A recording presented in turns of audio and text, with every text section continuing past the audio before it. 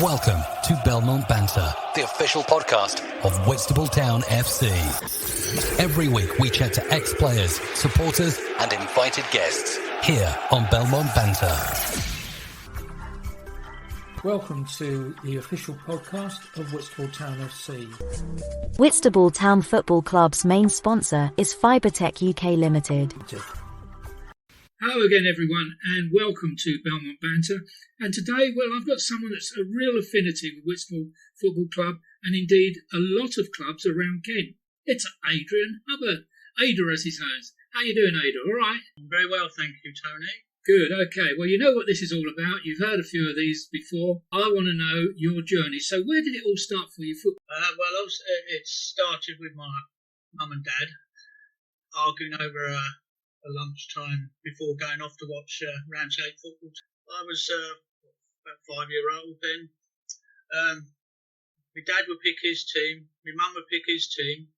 I was just listening to them arguing between themselves, and whatever reason, it'd always be my mum would win. So to say she's probably my one that introduced me to football, because she used to go with her father to watch matches in the 50s, and then obviously married my father, who wasn't that keen on football, but he soon became keen on football. But yeah, no, that's how I sort of started, and also being born in the 50s, 1955, and then leading up to the 58, I then was introduced, obviously because of the Munich air disaster, I then became introduced to Manchester United and the Busby Babes. I was sad to what happened in the accident in Germany. But so I got introduced to the likes of Bobby Charlton, Matt Busby, to name a few, and obviously then leading into the 60s with them. But one of the things, because I like football, obviously from then right up to now, is I was in a pram and the ball come flying over one match and it nearly hit me. But my dad would say, you're not coming there if you're going to get hit by a football. Mum said, it's just one of those things. You're going to be hardened up. You'll be fine. Anyway, so that's the early part of my years. Obviously, I've become interested in George Best and Bobby Charlton, Bobby Whiteley. Obviously, at the age of 11, the 1966 World Cup final, obviously with the experience of watching that. So that then got me involved into liking England and the way England played. Do pause me, won't you, if I'm talking too much? No, you carry on. It's your story. That's what I want to hear. Oh, excellent. So one of the things with England matches then, they weren't so many live matches. They used to have highlights at 10:30 at night. And I said, well, can I stay up and watch the football, Mum? Because I'd be better off going after my mum, because my dad would say, definitely not. You've got school in the morning.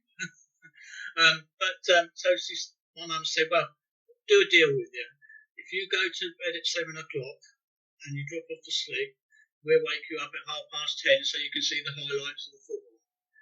And she stuck to her word. She got me up at 10:30, and then I witnessed an England victory 2-0, I think it was. Can't remember the team.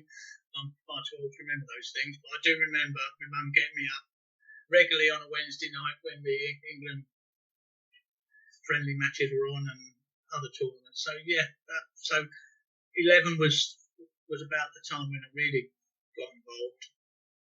I used to go to Ramsgate obviously quite a lot because my mum and dad were on supporters club committees at that time.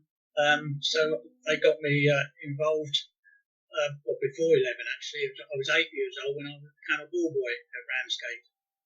Yeah, I know you put your thumb up, so here I am, hundreds of years later, still doing it. The going up to watch matches where the attendances were a lot higher in those old Kent League days, or in the Southern League days as it was then, to what it is now, which is a shame. We used to get 1,500, 2,000 people. When I was a ball boy, the other side of the wall, not getting in any trouble. So it was nice to watch a game without being squashed. But not only did I become ball boy, it was my duty, it was also going round to the tea hut to get the kettle for the players to have tea at half time. That's another thing that's changed. You don't see players have tea at half time anymore. So, interesting times. Did you play yourself at all? I played school. My first football match was a cub match over at Kingsgate. It was a five-a-side cubs because I used to be in the St Lawrence Cubs. They were in Ramsgate, and we had a competition, six-a-side competition, and myself and a chap called Paul Gregory, who was his godfather to my son Robert. We entered the Cubs competition and we won 9-0. And me and Mr. Gregory, we scored 4 between us, and I think there was an own goal. Oh, so we got a woggle as a prize. Brilliant. Did that give you a taste to play on again? Yeah. After that, it was primary school football, which obviously we had a good school teacher there that encouraged people to get out in the fresh air and play sport. So that was good. We won a primary cup there, I think, once, but we always seemed to lose to St Lawrence because I was at Dame Janet's school. But St Lawrence would always be top box. They would always seem to have all the best players, a bit like Man City. But then from school football, primary school, I went into to join Dane Court School, which is a secondary school, and we had a under-13 cup final we got through to, and we played our local rival St George's evening game on a Tuesday night where parents could come along and watch, and end up winning that 4-2. Didn't have a really good game, made 2 and scored 2. Didn't have a really good game. But no, that was the highlight of winning it at school football. Yeah. But then I went on to play Sunday football with the occasional Saturday football in the local Works League or the previous Sunday League. Yeah, so they were good times. We got to a cup final in a couple of seasons there where I played over at Margate once and scored a goal on the Hartstown pitch. But I thought, I can't just leave scoring a goal at Hartstown pitch. I've got to score one on Southwood's pitch. So in our cup final on Sunday, I scored one in the last 5 minutes to put it into extra time, and we then it went to a replay because we drew the second game. So I ended up losing 2-0. So, but I was pleased to score a goal on Southwood's pitch at that time. That's great. Really good. Did you then carry on playing football? Well, from when because I was reaching the end of my school life, my parents said, you've got to get yourself a job first and a career. Why can't I concentrate on football? So they said, well, you might go down the park one week, fall over, break your leg and badly and not be able to perform. You need a proper job. Anyway, this particular Wednesday night, I did go down our street, which is sort of a cul-de-sac, and we always used to have all the boys down there used to play a game of football, but it was on concrete. Not goal, not coach for goalposts. It was, curbs for you had to be careful you didn't fall over. Well, silly me, when I was 7 years old, one day I fell over the curb and broke my ankle, so I had to go off to Margate Hospital. My dad said it wasn't really. My mum was sympathetic, but my dad said, "I told you you shouldn't be playing down there." Anyway, it strengthened me and it made me hard to say, look, I'm determined to want to play football. Not going to let a broken leg stop me. So anyway, I then carried on playing park football.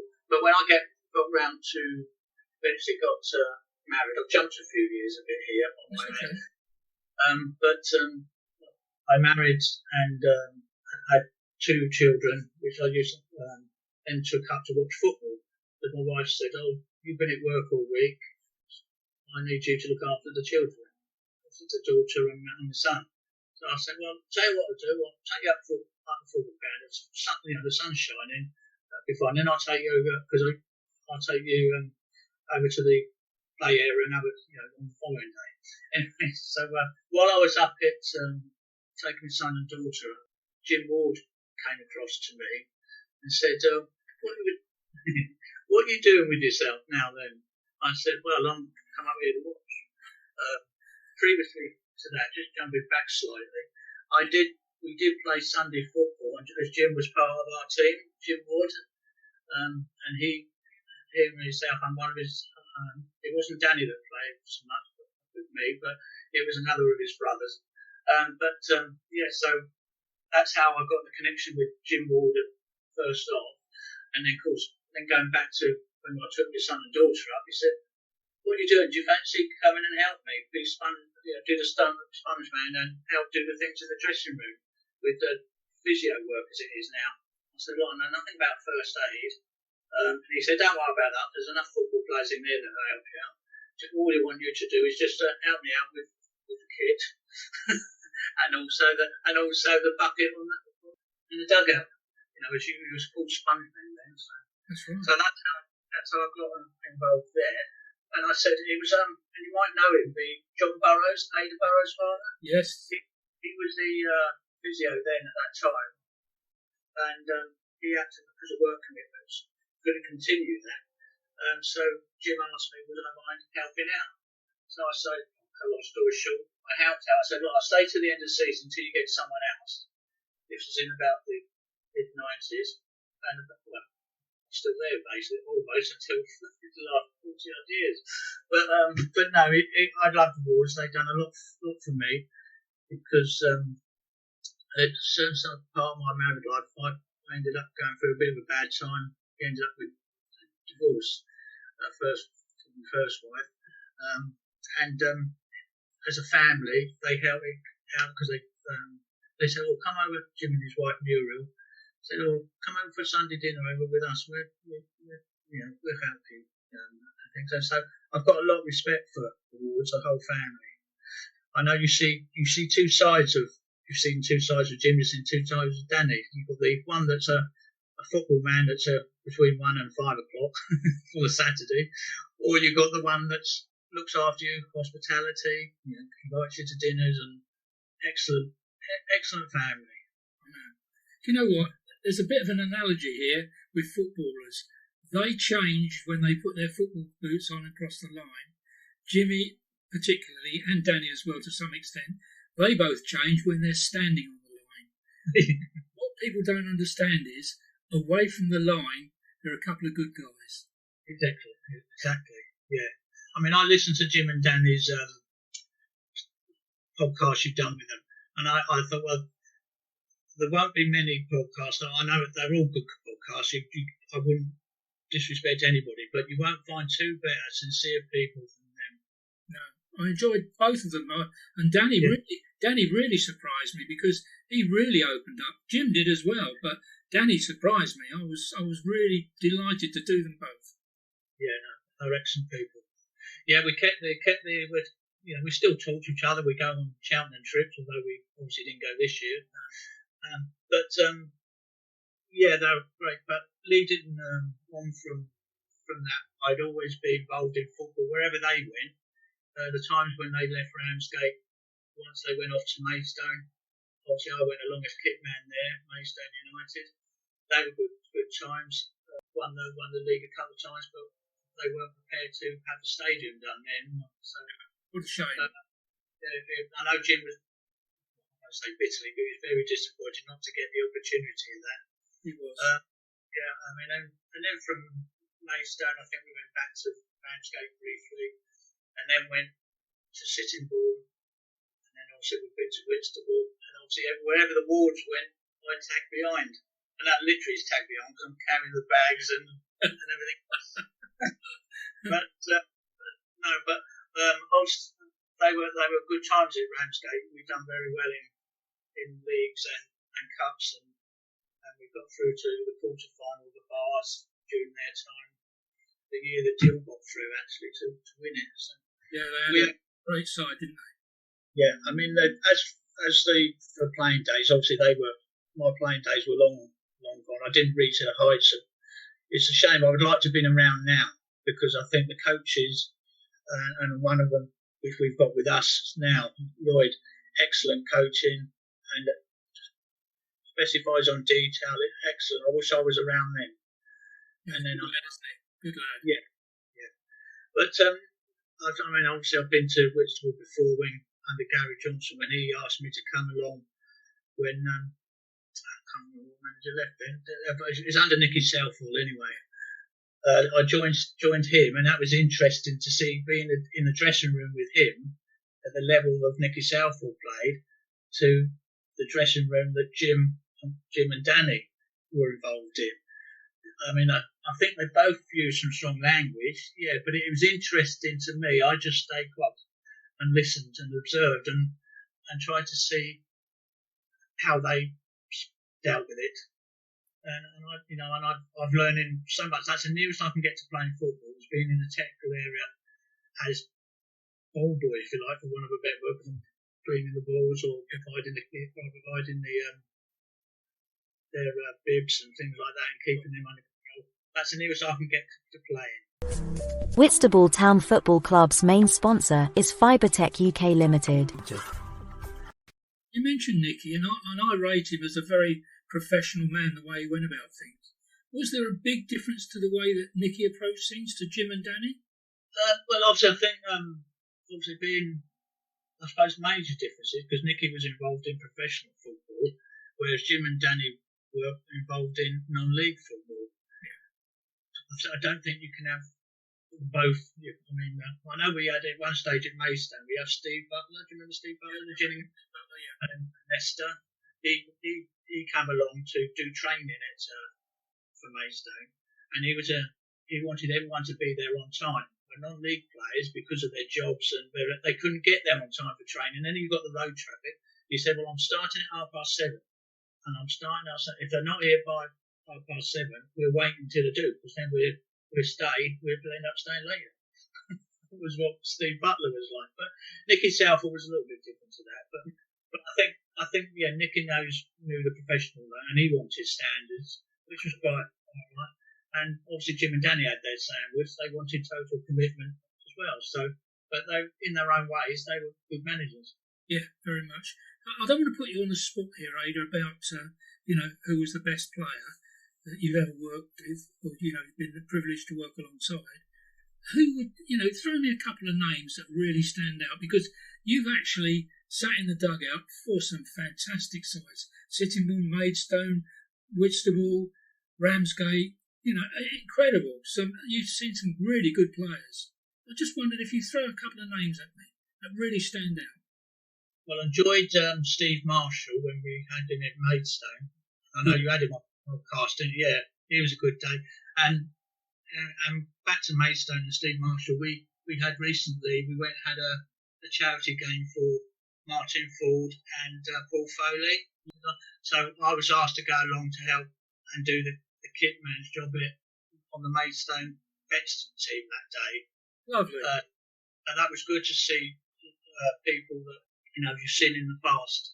It's a shame it wasn't a happy occasion, but it went well. And Paul Foley was a great guy. It's a shame. And obviously his father, I come across Foley.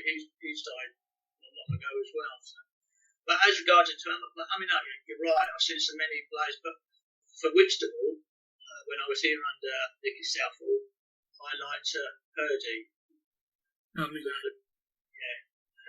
I thought his commitment and I think he would come back to here at some stage. I'm just hoping he might come back to here. But yeah, my fingers are crossed as well.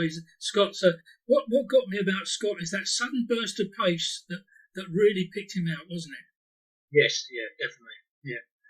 Yeah, I mean, hopefully things are looking good on the current side. I'm really looking forward to this season. If only we could get rid of this COVID pandemic stuff, it'd be great. Yeah, it was good down at Deal the other week, wasn't it? Yeah, it was good, considering that was our first friendly, and Deal had 3 before that. That's right. So obviously with Steve Nolan not being around, obviously Lloyd's got Ben Harding as help. So have you seen him yet? Have you spoken to him yet? Yeah, I've seen him. I haven't spoken to him yet, but he was at the game. Lloyd told me that he's still carrying a bit of an injury. Yeah, I believe so. I mean, he moved up into the area from Truro, I think. You need to speak to him. He could probably tell you a few stories a bit. I'm going to get him on, don't worry. Yeah, he's really a nice fella. and the players respect him as well because obviously he's been professional as well. So he knows what it's all about, and he does great coaching as well. So. Well, we're actually recording this on the day before we're due to play a home game, but it now looks as if it's been cancelled. Yeah, unfortunately, because of, again, coronavirus getting in, a few players from the opposition have been tested positive. So they've had to pull out. That was Kennington, wasn't it? Yeah. So unfortunately, the way things are at the moment, they weren't allowed to fulfil that fixture. I know the club have tried to get another team to come along, but then I think the club as a whole have probably made the decision as to have an in-house game. So at least we're keeping it within our own bubbles. And I think that's probably the way to go. I think it's a safer thing to do at the moment. Yeah, definitely. Yeah. So that's what's happening tomorrow. You've got Laney and looking after two squads tomorrow. Oh, that's going to be fun. Yes, so we'll see what happens there. Well, you've brought us full circle. Actually, that's really good because the nice thing about you, Ade, is that you've got an affiliation and a connection with quite a few clubs around Kent, and you've been around a lot. And more important, you've been involved with some very successful sides, which is important, isn't it? Because when you get to the stage, I know when we had our period at Whitstable when we won the league, I've mentioned it before, but I don't hesitate to mention it again. There's a feeling, you've seen it, there's a feeling that goes around the dressing room that we can't be beat. Yeah. And they approach the game in a different way, don't they? Definitely. Yeah, and it's a really, really nice thing to see because, the commitment's always there and they always want to win. But all of a sudden, everything changes. And I don't know why, there is a certain period during the season you think, wow, this is a bit different. But you must see that on the sidelines. Yeah, I mean, I think the thing is, I a bit like any manager behind the scenes, they look after them. And I tend to, that's part of my job, if you like, as well, to making sure that I'm providing the relevant kit and the right socks and the right tape that I donate. And little things like that mean a lot to players, and I've got a lot of respect for them, and they seem to respect me well. There's always banter in dressing rooms, yes. So you need that for team bonding as well. So, but there's a time and a place, and Lloyd will always say that, and any manager will say that. But no, I think this current squad that's being put together, I just hope that the signs are there that I think very confidently that I think we'll have a good season. Yeah, I hope so too. And the nice thing about it as well is that Lloyd's taken his time about, first of all, you've been involved, you came with him, which I was delighted about, because, we don't want to go into the reasons he left Ramsgate, that's history. He'd already got an affinity with a lot of the young players, and the proof on the pudding was when he came in, he focused on the youth, which I thought was brilliant.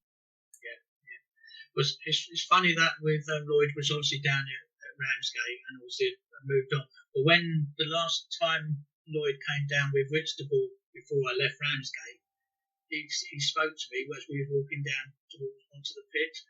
He said, "Are you joining here?" And I said, "Well, not there, because it was soon after Matt Longhurst arrived." And I said, "Well, not only football matters, but my parents are now gone who lived in Ramsgate. I live in Whitstable and I work in Dover. And it used to be quite a trek sometimes go from work in Dover to an evening game at Ramsgate, then back to Whitstable. At least if, and he said, you're judging, you're almost interested, you're almost coming, aren't you?" So, obviously,